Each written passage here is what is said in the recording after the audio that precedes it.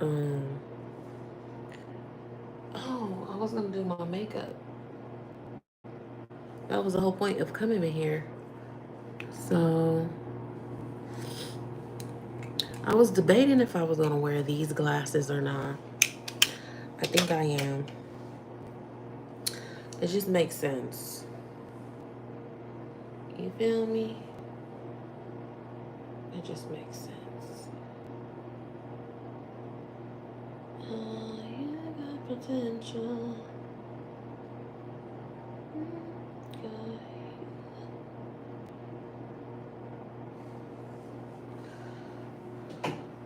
I don't really have any plans to do anything today. I am going to go to In-N-Out because I want to try the secret menu.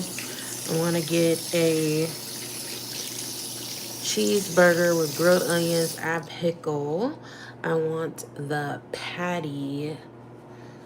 I gotta look and see exactly how you say it, but basically I want them to fry that with mustard, and then I want chopped chilies.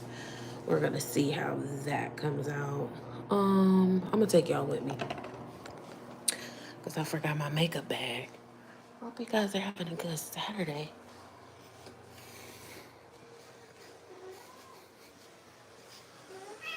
Hi, baby.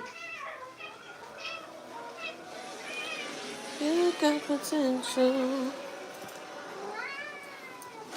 I wonder if I put the brush. Did I put the brush in here?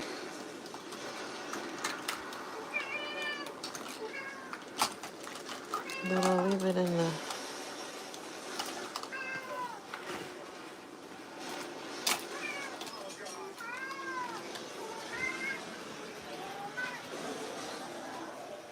You guys left?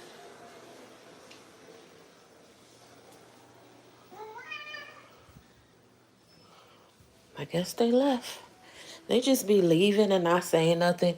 Mind you, if I leave the house and don't say nothing, it's a big problem because I didn't say goodbye. I'm not allowed to just leave the house. Even though I'm a grown-ass woman, I ain't allowed to leave the house without saying bye.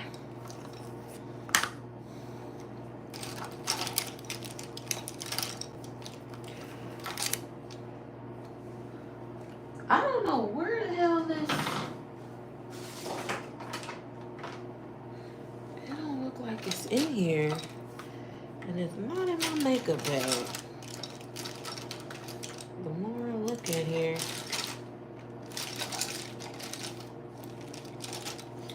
Okay, well, we ain't doing no eyeshadow if you don't have the eye brush.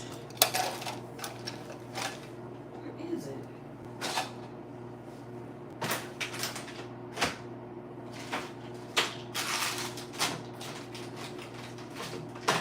I have to bring it back in the room. Okay, so I'm gonna go ahead and do that. Yes, Papa.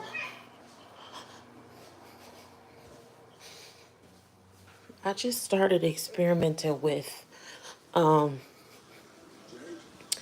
eyeshadow. Wow, it's right here. I just went in here. Jesus Christ. Anyways, yeah, I wanted to tap into my divine feminine energy. So I'm doing, oh, this eyeshadow. Also wearing a skirt now. Oh, I ain't gonna show y'all my mama room. It's junky. I could show y'all. The bathroom a little junky, but it's better than the bedroom. But see, y'all see what I got going on over here. Boom, boom, boom. So that's what I'm wearing today. That's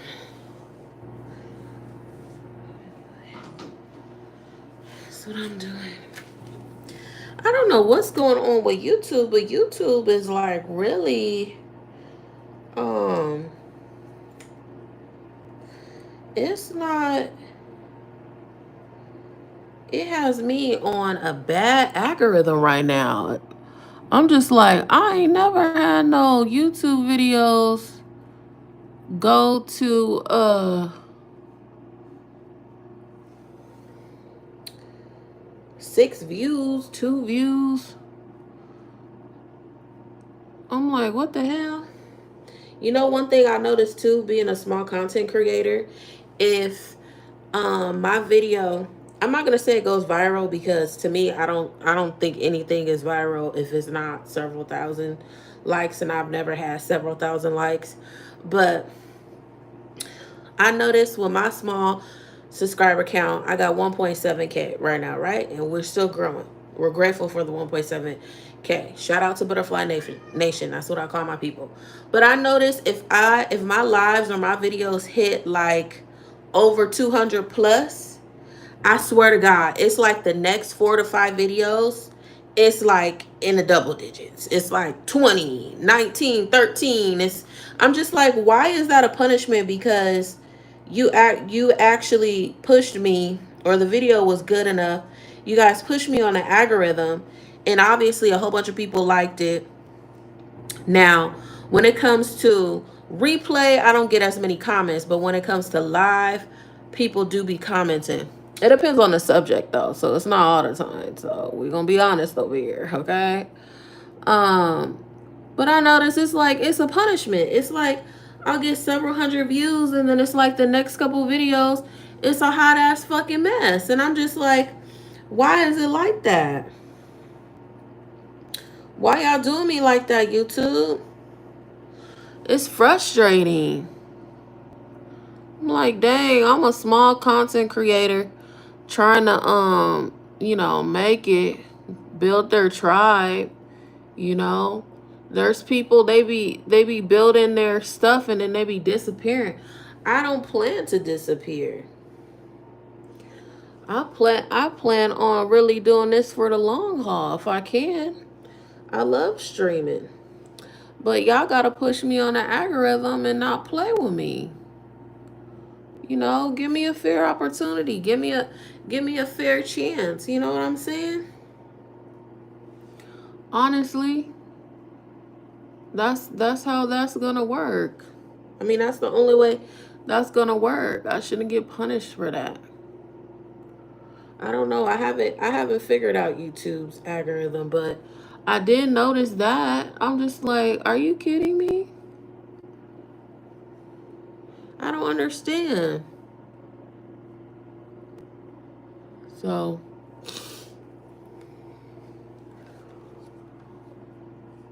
that's it. I'm not gonna put no more on. Typically, I would not have the eyelashes on before I put the eyeshadow on, but I had these on since last night. I felt like I just wanted to put eyelashes on, so I did that.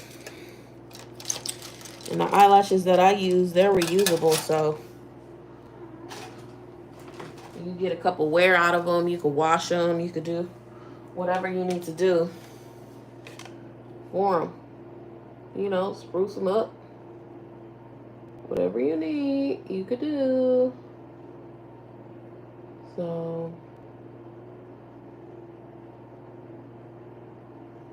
I'm just going in with the eyeliner, covering, the parts that got not eyeliner, eyeshadow on it, because I don't like the look. I don't think hardly anyone likes that look. Well, I'm pretty sure there's some females out here, they know how to make that work for them, but I don't.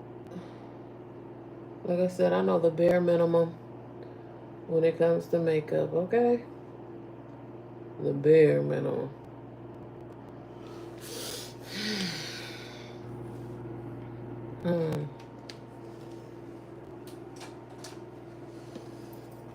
Yeah, I'm gonna review that burger though.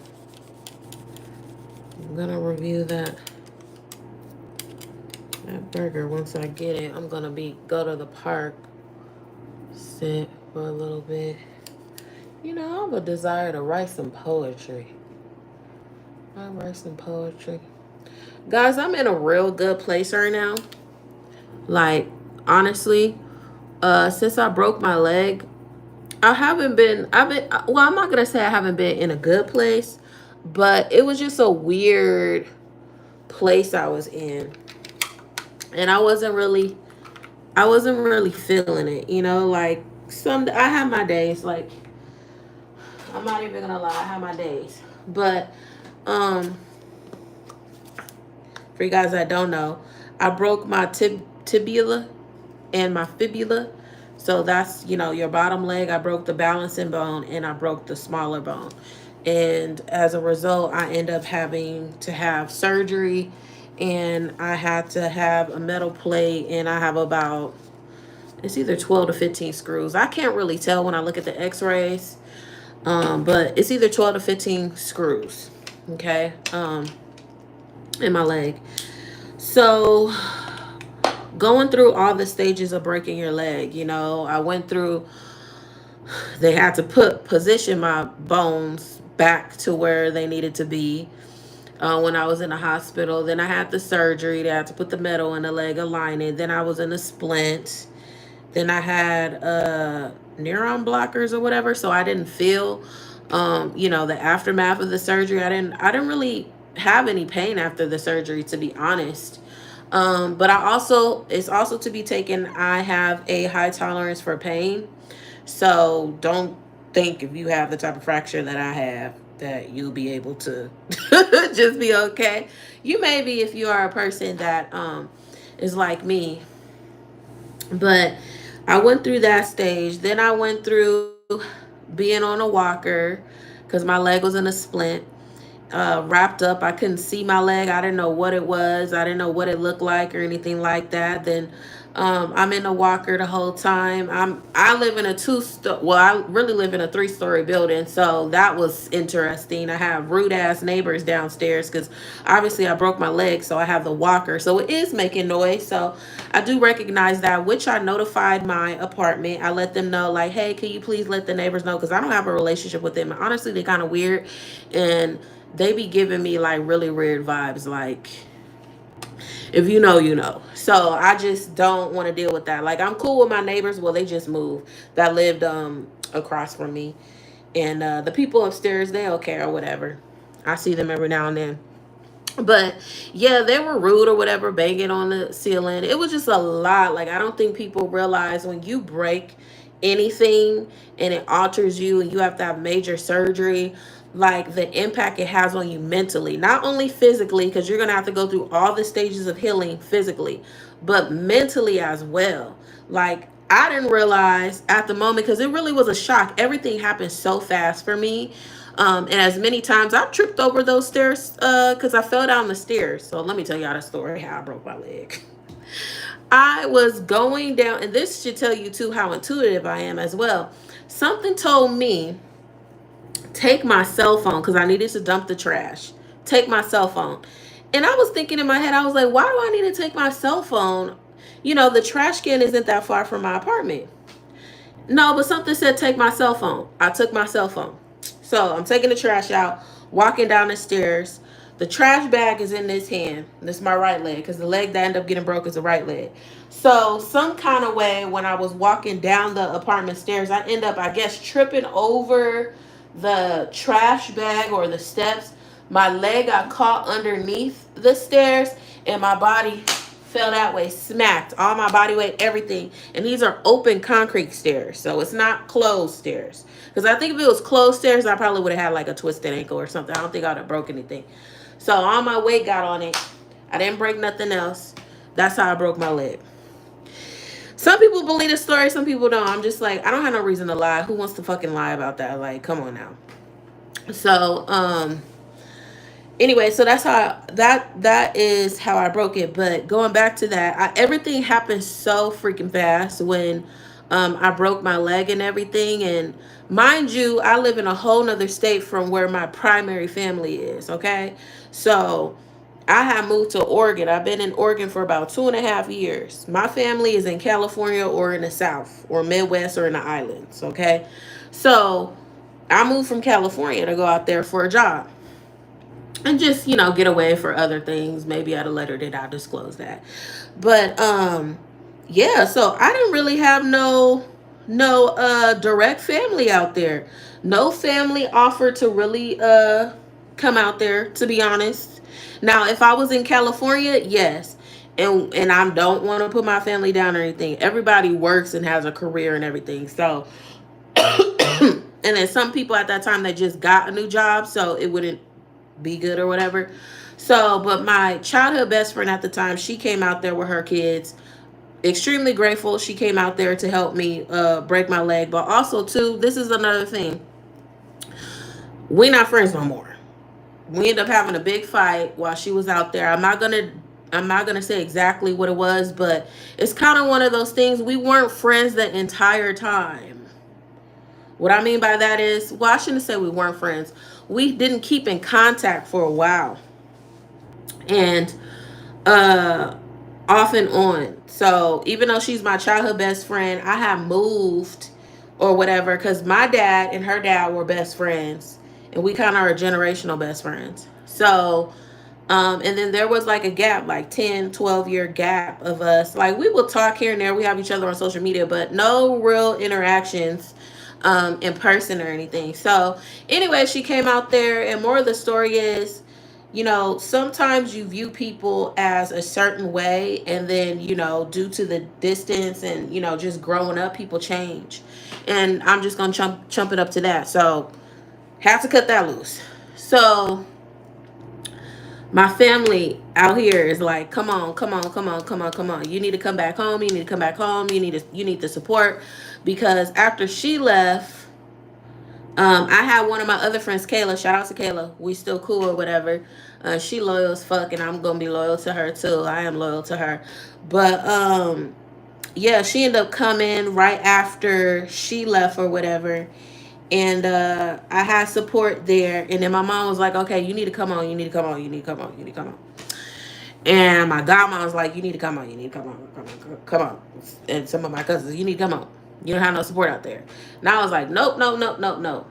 So I was like out there for like maybe a month and a half or whatever by myself. And then my friend Kayla, she ended up driving me down here to California.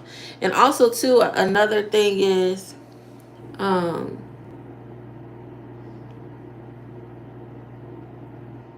I wasn't getting the support I needed too from doctors when I broke my leg. And that's another thing you go through sometimes, just being a person or being a person of color, a woman of color. And I'm not going to get into what I experienced when I was in that hospital, though.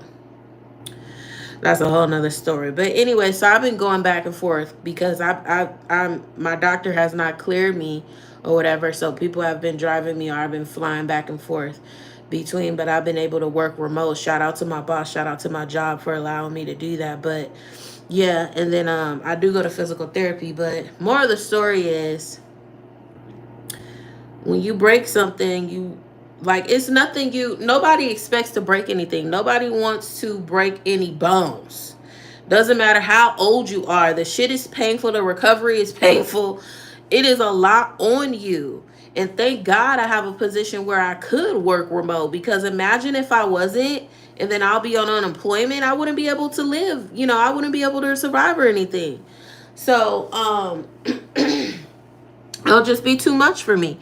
So yeah, so the process after that, I was on a walker. When they took the splint off, then I got the walker with the boot. So I ended up having to have a boot on. That was a whole nother thing. My leg felt like it was like 1,000,000 pounds. It was a lot. The boot. It was really weird when I would take my foot out of, because I asked them, I think after my second ortho, I was like, can I take the boot off at night? It's really uncomfortable. So then I start taking the boot off at nighttime. I wear it during the day, and at nighttime I'll take it off, and my foot just felt like jello. Like, this is my foot, right? It would just be like like this. But when your leg is not broke, you can control it. It's firm, it don't do this. So it was like wiggling and jiggling and stuff. So, and it still kind of do that a little bit because I don't have all my muscle mass back in my leg. So, went through that. I was a couple weeks with that. Then it was speculation between ortho doctor and physical therapy. Can she take the boot off? Can she not? So it was a lot of frustrating times with that. Then once I got approval of that, then it was like real pressure. Okay, now, you know, now it was walker and walking, but not walking out in public, walking in the house, like walking to the restroom, walking to the kitchen. You need to start practicing how you need to practice. Okay, I wasn't authorized to go outside and do that. And then after that, once we have that, then it's like, okay, walker gets taken away. Then you get the cane. Oh my God, the cane. The cane is support, but it's not as support as the walker. So now I really am putting pressure on the broken leg. And by the way, even though you have surgery, your leg is still considered broken until your bones have healed. Okay. So just because they put rods, they put screws in, your body is still supposed to grow like new bone growth in those areas where the fracture was. So, and for my fracture, it takes about a year, a little bit over a year for it to fully heal. So that was really, really challenging. I cried. I think that was the only time during the process I cried. So, but now I'm still in the process of the cane, but I could walk, and my foot is crooked too. It's like this is my normal foot, and then the broken one is kind of like this, how I walk. Hopefully, it'll get back positioned to where it's at. And that's because my body is like accommodating because I'm having so much pressure on, this side of the foot. So it's accommodating doing this. So it could offset itself. It could feel better for itself. So, but anyways, I'm still on the cane or whatever. So I don't even know why I started talking about all this. But anyways, this is giving an update because I did do videos when I first broke my leg. So this is giving a update on the fracture. So I should be able to be clear to go back to work, like physically in person. Probably my next appointment. Um, Most likely. But I'm still going to be able. I still have to use the cane. Like I'm nowhere near where I cannot use the cane. Now I could walk around in the house without the cane, but like yesterday, for example, I wanted to exercise and see how far I could go. Because I'm in a really good place, as I was saying earlier. Like I just wasn't feeling it. Like before I broke my leg, I was going to the gym, I was exercising, and I kind of let myself go. And I kind of noticed I gained some weight too. But I'm in this headspace too, like I just want to get back to, I don't want to say I want to get back to my old self because I don't want to put that energy out there. I want to get back to being physically fit, and I want to be healthy, and I want to make sure I work out the areas I need to work out to make myself happy about my body, because I can't keep living my life, and this is my thing now, and this is kind of motivation for me. I just feel like if you haven't had any kids, there's no reason for you to be fat. There's no reason for you to be thick, but it's like you're fat in certain areas. So, and if anyone's seen me when I was younger, even up in my early 20s, because I'm in my early 30s now, I always been super, super skinny. So this weight that I have now, this will be me considered fat. So some people, they be like, oh no, you think it's like, no, you never were skinny your entire life. This is me fat. So, and this is not me being a harsh critic. Like I'm telling you, I was literally like, the most I ever weighed was like 130 pounds, and I was skinny because I was super fit. I was an athlete. I was a track runner, all of that. So for me to be where I'm at now, this is actually really obese for me. So yeah, I'm in a space where I want to get back to the fitness junkie I was. And I want to get to that place, really putting myself first on that. And honestly, I just feel like that coincides to like how your appearance and stuff, that coincides to how you feel about yourself. And no offense to people that are thick or that is fat, but this is not for me. I don't mind being thick, but I need to lose weight though. This is not, no. Like this right here, I shouldn't be having no double chin. Like I'm being honest about myself, Like no, this is unacceptable for me. Like I don't want to do that anymore. So I don't want to look like that anymore. I want to feel good about myself. I know I'm pretty. I know I'm a beautiful woman. But no, this is not how I want to be. And I'm going to change it. I'm going to take the steps to change it. And child, I've been contemplating too. I'm like, shit, should I get on some Ozempic? But no, I think I'm going to do it the natural way. And yeah, just do that, because I just feel like it's hindering a lot of things. Like, even if I would, because I'm single right now, and I'm also celibate. I don't believe in just sleeping around. I don't believe in any of that. Don't get me wrong. Sometimes I'm celibate right now. Whatever, before I was celibate. Um, but where was I going with this? Oh yeah, it coincides too. I don't want to get in a relationship because I'm not gonna feel sexy. I'm not gonna feel like my fullest self. Like, I'm gonna feel like insecure. Because the people that I pull, they be handsome and they be beautiful. Don't get me wrong, but I also don't discriminate too, because I dated some ugly people too. I'm just being honest. People that sit here, make sure you give me a thumbs up, please. Like the live. So I don't discriminate. I'm in a place where it's more about how you make me feel, what you're doing with your life, what are your goals? Are we aligned? That's where I'm at, honestly, in life. It's about treating me good, and vice versa. It's not about just me doing things and wanting things. It's like, no, I could reciprocate that energy too, but yeah, I definitely want to really dedicate and full on go into just my weight loss journey. And also too, there's some stuff like mentally and emotionally I want to work through. It's not something that's a deal breaker. It's just something that I personally want to work on before I commit to someone. So, and I think that's how people should be. You need to be honest with yourself. Like, ask yourself, where are you at mentally right now in life? Are there things that could potentially impact how you feel, how you move as a person in society, and how you move, like, if you have a significant other? Because I don't want to inflict my insecurities, my traumas on someone else or whoever is in my vicinity, right? If I live with other people, I don't want to do that. So I'm in that space. And I've never really been in that headspace before. So I'm really proud of myself for being in that headspace, because luckily I've been with people that have been supportive, with certain things that I want to do in life. But I just feel like, no, that eventually impacts someone. So I just don't want to get in anything. As much as I'm a hopeless romantic, I'm just like, no, I don't.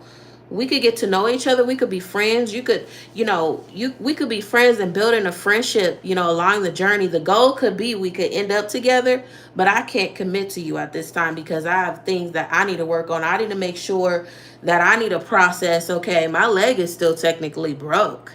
Although I've had surgery, although I'm in physical therapy, although I'm healing, there are still things that I need to go through to, get to a place where I feel healthy. And that's one of the things, getting my leg back to being healthy. Am I going to be able to be physically active as I once was prior to, my leg being broke? Also to my fitness, I want to look good about myself. I used to, I started noticing, I started taking more selfie pictures because I don't like how my body looks right now. So that's just where I'm at, and how I feel. And yeah, it's a lot. It really is a lot to really unpack and think about, and I don't know. So anyways, that's my get ready review slash vent or whatever. But yeah, I'll show y'all. It's like, I'm not like, you know, this is what I look like. But I want to get to a better place where I look more healthier, because this stomach can go. I love my hips though. I don't want my hips to go. This could go, the chin could go, the arms could get toned, and my legs, I was always known to have nice legs, but since I broke my leg, that's another thing I got to deal about too. I'll show you guys. I'll show you what the surgery scar looks like. This is what the surgery scar looks like. So my leg is not as pretty as it used to be. It's not. So that's another thing. Another day, another story. But anyways, I hope I didn't bore y'all. I just wanted to be honest, get on here, talk to you guys. I am gonna try this In-N-Out secret menu And I'll probably come on live so y'all can see that I do a mukbang or whatever, sit at the park. But I appreciate y'all. Love y'all. Make sure y'all subscribe. Make sure you look at the rest of the content on the channel. And most importantly, please make sure you comment, like, even share too. You never know who somebody in your vicinity might, rock out, identify, or resonate with me and everything like that. So yeah, I appreciate it because I really do like streaming and I really do want to build a community to uplift, to share, to have fun, do events. Like, there's a whole movement I want to start off of YouTube, just building with my subscribers and stuff. Like, I want to do meet and greets. Like, I want to do, like groups, private groups or whatever, accountability groups, and trips, travel trips, because I definitely need people I could travel with. And yeah, so I need, you guys do your part, and I need YouTube to hurry up, child.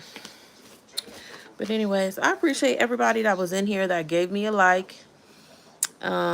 Even if you're in here a couple minutes, couple seconds or whatever. But I will see you guys shortly, I guess, because I'm about to go get this in and out. Hungry. See you soon. Bye.